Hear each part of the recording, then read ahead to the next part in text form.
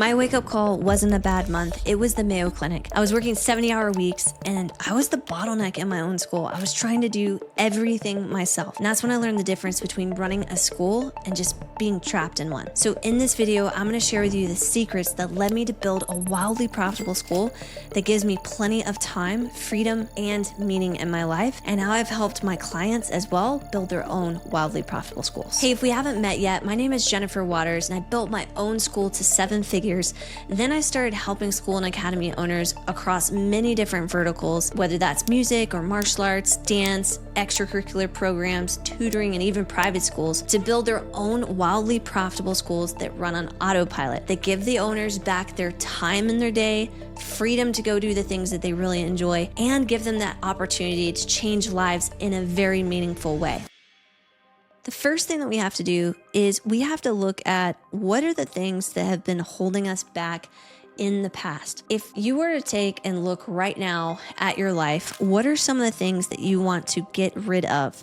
You no longer need them anymore. If I think about those things, I could immediately come up with 1, 2, maybe even 3 things that I know don't help me move closer to the things that I really value. You started your school because you wanted to change people's lives. And then along the way with changing people's lives came a lot of responsibility, a lot of time, and a lot of effort that you weren't anticipating. So if we were to think of right now, the 3 things that you need to get rid of, what would they be? Are there some meetings maybe that you don't need to have anymore? Are there some conversations that could simply be an email or could simply be a standard operating procedure that you could put in place so people aren't coming back to you repetitively for information? What is it that needs to change and what can we let go of that we need to get rid of?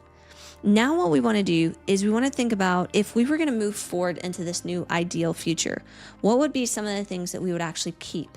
Some of the things that help us get to the goal. You don't want to throw out the baby with the bathwater, so to speak. So if there's something in particular that you're doing right now that is really, really helping you, you've got to make sure you're consistent and you keep doing it over and over and over again. And then next, we want to look at what are things that we want to add to help us be successful. Now, if you're sitting there and you're going, I have absolutely no idea what I need to add, I'm going to link up a video in the description, or you might see it somewhere here on the screen, to our wildly profitable blueprint video. It's where I break down how to build your own wildly profitable school.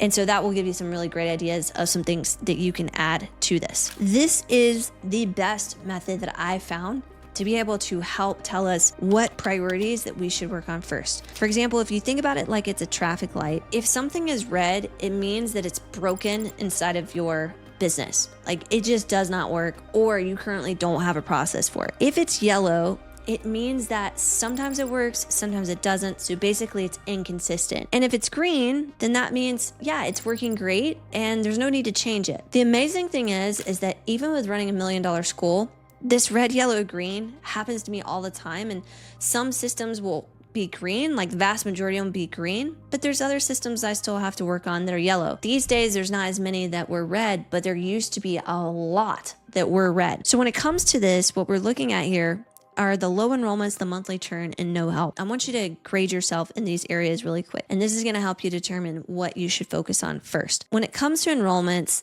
ideally, we want to have enrollments every week in our school. So grade yourself red, yellow, or green. Is that happening right now? Every single week, we're having new students enroll in our school. If it's a no, this never happens, that would be a red. Yellow would be, well, 2 out of every 4 weeks, we have a few people enroll. Green would be, yes, we have enrollments happen every single week. Now, on the monthly churn side, we want to have students who stay for years. So I want you to grade yourself right now, red, yellow, or green. How would you say that your retention is? Do you have students who stay for years? Is it like 1 in 100 that might stay for years? That would probably be a red. If it's like, yeah, 50% of the people stay for multiple years with us, maybe that's yellow. Green would be, yeah, we've got a good bit of people, like 80, 90% or more stay with us for several years. Then you don't have a whole lot of monthly churn, right? So you're getting students who stay for years. Prioritize red, yellow, or green on those categories. And the next thing that we need to look at here is, do we have a team to scale the dream? Okay, if it's just you right now, then that's going to be a red. if you have a volunteer or you have a partner or a spouse, a significant other that's helping you, but it's not really formalized, they just kind of help you in your business, that's a yellow. If you have actual team members that you're paying, that you have task lists, is very important, task lists, you have an outline of things that they should be doing, you're gonna mark that as green.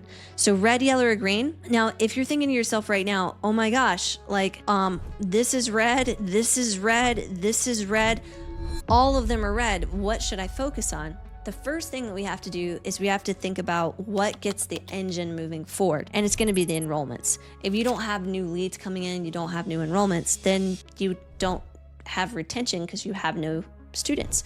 So we want to focus on this one first to make it a priority.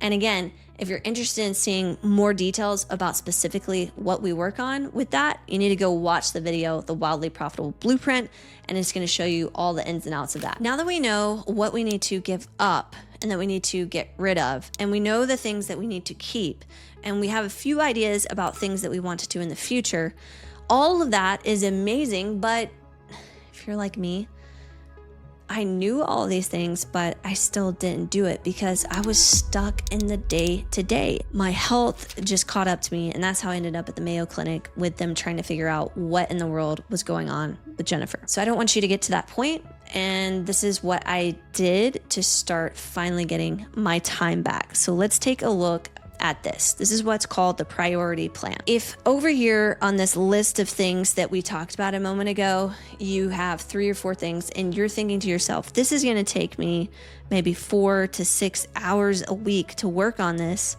but I'm already working 60 to 70 hours per week. How am I going to add another 4 to 6? Like, I'm going to be cutting out sleep, or I'm going to be doing something like that. I'm not necessarily saying that you have to do that, but I am saying that if your plan, you need 4 to 6 hours per week to actually work on these things that we just talked about, part of what you want to do is you want to look at your schedule and you want to determine, when am I going to do this? Am I going to do this early before the day gets started? Am I going to use part of my morning time? What about midday? Or am I going to use the afternoon or late after everybody else is done working? I'm going to work on this. If I break it up into these 5 different time blocks, finding 4 to 6 times per week to work on my business becomes a lot easier than trying to fit it in and squeeze it somewhere. So for example, Sunday afternoons, typically a really great spot for me to at least snag an hour of work and be prepared for the next week. Mondays, currently Mondays later, that works really well for me as well. Maybe for you, you might have an early time. Maybe you're gonna sneak in a time early Wednesday morning. You're gonna get up just a few minutes early so you can actually get some work in on your business instead of in your business.